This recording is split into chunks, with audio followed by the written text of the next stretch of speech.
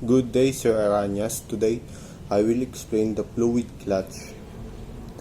In picture 1, a wheel is driven by a fluid leaving a jet and then touching a blade wheel. When the fluid hits the blade, the kinetic energy from the fluid is transmitted to the wheel, which therefore is driven. Picture 2. If we put a liquid in a shell, it will stay in its position if there is no movement turning of the shell. Picture 3. In the case a second shell is placed above the first one, the fluid will enter it and will be guided along its wall.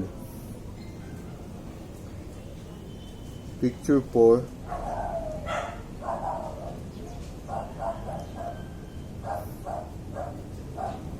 Picture 5. In the center of this fluid stream, turbulences would be created which disturb the transmission of the driving force from the driving shell to the driven shell. Therefore, a so-called core is installed in order to avoid this evidence. Picture 6. This principle will operate also if the two shells are placed in a vertical direction. From now on, let's call the two shells impeller and turbine, as these are technical names. Now, torque converter. Based on the operator principle of the fluid clutch, a torque converter has one additional major part, the stator. The stator is located between the impeller and the turbine, as indicated in the picture 1.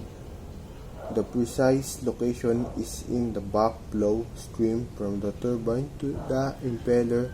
Due to the application of the stator, the engine torque can be multiplied. The torque multiplication is possible because the stator directs the backflow stream so that it reaches the impeller vanes having the same direction that the impeller has, and works as follows.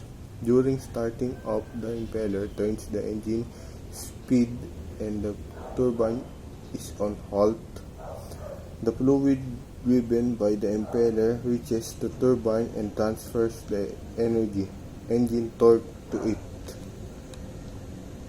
During the acceleration of the car, the turbine turns faster and faster because of the speed increase of the turbine. The direction angle of the fluid becomes less, so that the back block is decreased, and thereby also the torque multiplication is decreased from a certain speed of the turbine, around 85% of the engine speed. The fluid even reaches the stator vanes from the rear side, and now on the way, clutch becomes free and the stator turns in the same direction than the turbine and the impeller. Damper clutch.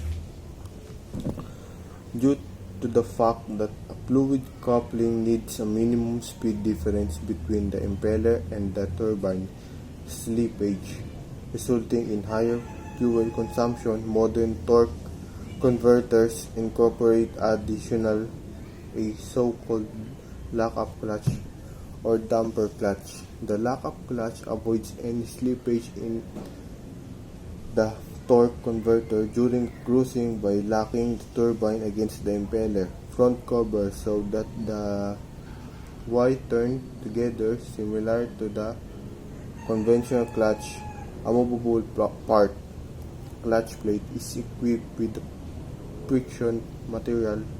When the clutch plate is pressed against the impeller, it connects the impeller and the turbine mechanically, so no slippage occurs anymore. Thank you. That's for it today, Sir Aranyas. I hope you like this.